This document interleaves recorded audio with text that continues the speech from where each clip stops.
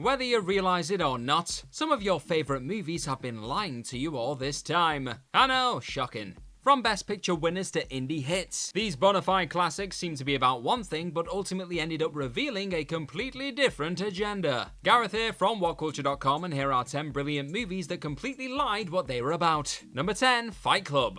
A surface reading of Fight Club appears to treat it as a celebration of directionless masculinity and the rejection of consumerism, as evidenced by the number of fight clubs that started up in the wake of the movie's release, and the number of people who wanted to emulate Tyler Durden after watching the film. But if you take away the movie's sheer coolness, that is a quote, not my own, and David Fincher's snazzy directorial tricks, Fight Club is, at its core, a critique of Project Mayhem. And it's spelled out no better than its leader suffering from mental illness. More than that though, it's a mockery of sheep mentality, taking to task both the protagonist's commodity-obsessed life at the beginning of the film, and Tyler's destitute existence where he leads an army in his stead throughout. Downtrodden men and hormonal teenage boys tend to buy into the edgy nihilism when, in fact, the movie is delivering the exact opposite message beneath all that admittedly awesome fighting and destruction. Let's put it this way, if your life choices cause you to end up putting a bullet through your face, it might be worth reconsidering them. When you put it like that, it seems a bit obvious. Number 9, Drive. Here's a movie misrepresented to the extent that an American even sued the distributor for the cost of her ticket, after criticizing Drive for having very little driving. Indeed, the trailers for the Ryan Gosling starring thriller hyped it up as a sexy, slick action film full of gunfights, breakneck car chases, and a supremely badass Ryan Gosling. Take my money! Nicholas Winding Refn was making a completely different film from what the advertising suggested though. While it features occasional bursts of brutal violence and a little bit of driving, the movie is weighed more in favour of its quiet, contemplative moments. Or as the movie's detractors might claim, 100 minutes of Ryan Gosling staring into the middle distance. In short, it's pretty far away from the Fast and Furious type yarn a lot of viewers went in expecting and hoping for. Number 8, 500 Days of Summer. It's a quirky, cutesy romantic comedy revolving around two hip, attractive people you wish you could be, right? They always say witty things and go to interesting places. And boy, you've really got to sympathise with Tom, when that bitch Summer won't be his girlfriend. How mean. In reality, 500 Days of Summer is one of the most subversive romantic comedies ever made.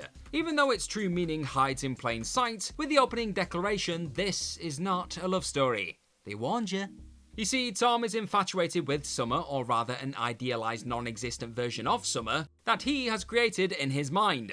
And it's precisely because Summer is aware that he's placing her on a pedestal, and not seeing her for who she is, that she'll never pull the trigger on a relationship.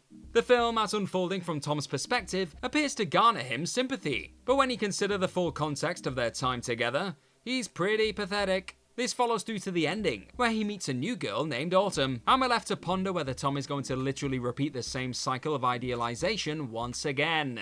This is a shining example of a film that hit its deeper and more interesting themes slightly below the surface, so that it could still be marketable to a mass audience in an appealing way. Well played! Number 7, Spring Breakers. Harmony Korine's crime drama was a marketing department's dream come true.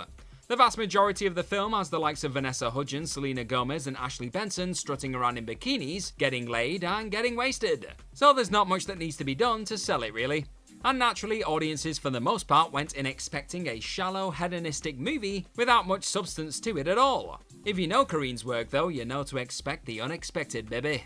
Despite its frothy veneer, Spring Breakers is a deceptively smart, insightful and even tragic film, covering themes such as the objectification of women, the vapidity of pop culture and youthful obsession with it, the narcissism of contemporary youth, and of course, coming of age by way of traumatic realization. This is an example of a movie that serves up what audiences wanted, while also making an understated subversive comment on society. Really, the way the movie was constructed and marketed was nothing short of genius. Number 6, The Texas Chainsaw Massacre.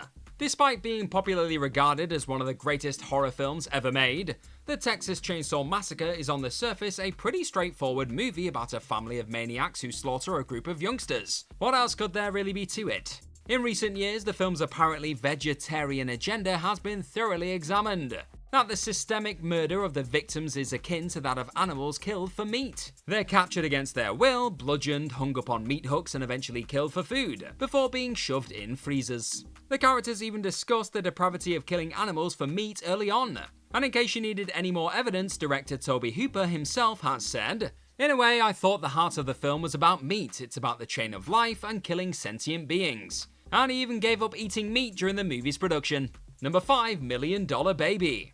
From its trailers through to the vast majority of the movie itself, $1 Million Baby is pretty fairly labelled as the female Rocky, with Hilary Swank taking the Sylvester Stallone role for what most people expected to be a pretty cut and dried inspirational sports drama. In the movie's third act, however, Swank's character receives a broken neck mid-match and is rendered quadriplegic, requiring a ventilator to stay alive. The final third of the movie sees her trainer, Frankie, wrestling with whether or not to end her life as she requests. And at the very end of the film, he complies with her wishes in devastating fashion. This shocking narrative left turn was so jarring and unexpected that, despite the movie ultimately winning Best Picture at the Oscars, there was significant backlash from audiences and critics, expressing shock that they had been sold a fairly innocuous piece of entertainment and ended up watching a movie concerned with the euthanasia debate.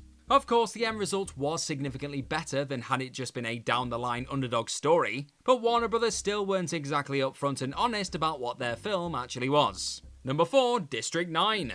This fiendishly imaginative sci-fi actioner is a not-so-subtle allegory for South Africa's apartheid. Close, but no cigar, my friend. Writer-director Neil Blomkamp himself has confirmed that the film is actually about modern South Africa, with the aliens in fact representing Zimbabwean immigrants. Perhaps as a South African filmmaker, Blomkamp didn't quite realise that most of the world would defer to apartheid rather than the more recent issue with illegal immigration in his country. But you live, you learn, eh?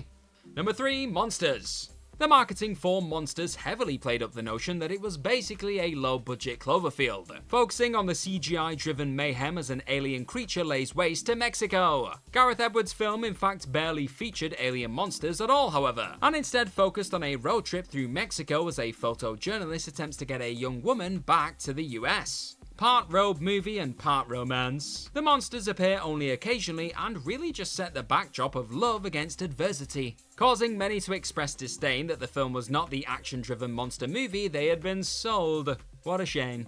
Edwards himself even commented on how hard the film was to market, and basically admits that the audience were misled, saying it's like someone said the other day they saw it and said, "Were you trying to make a love story for boys or a monster movie for girls?" And Ab sort of went, "Actually, I was trying to make a road movie for aliens, so I think I completely effed it up." That is one way of putting it. When you promise a blockbuster and deliver art house, the primary ticket buying audience at large is never going to be happy, I guess. Number 2, The Crying Game. The original 1992 trailer for Neil Jordan's Best Picture nominated dramatic thriller sells it as part thriller, part romance. A story about an IRA volunteer, Fergus, who bonds with the man he is tasked to guard, Jody, and agrees to look out for Jody's girlfriend, Dill. Fergus falls for Dill, and the trailer's intrigue revolves around a secret that Dill is keeping. Again, this deception is totally necessary to support the point the film is trying to make. But unsurprisingly, there was plenty of outcry from less enlightened audiences when the movie came out, angry that they paid for a sexy thriller and got a quote-unquote gay central romance. Though the twist might seem more obvious in 2025, where the trans movement has made significant leaps forward, back in the 1990s and even the early 2000s, it was still incredibly shocking. Number 1, Aliens. On the surface, Aliens is simply a stylish action sequel which sees Sigourney Weaver graduating to kick-ass Mama Bear status, taking on a horde of xenomorphs with the help of a fleet of colonial marine dude bros. Yet though Aliens is indeed all of those things, its central theme is actually not a single one of these concepts. Rather, it's an extremely transparent allegory of the Vietnam War. What with a technologically advanced fleet heading to an exotic locale, where they face unexpected resistance from an enemy with unconventional warfare tactics like they've never seen before. They're grossly unprepared, and therefore the Marines are easily defeated by the Xenomorphs, just as the US lost and withdrew from Vietnam. In addition, the overwhelming cockiness of the soldiers, especially Colonel Hudson, was intentionally exaggerated in order to reflect American confidence heading into Vietnam. Trust James Cameron to get blatant political allegory into a financially successful, critically acclaimed action blockbuster. And he only went and did it again in Avatar, didn't he? What is he like?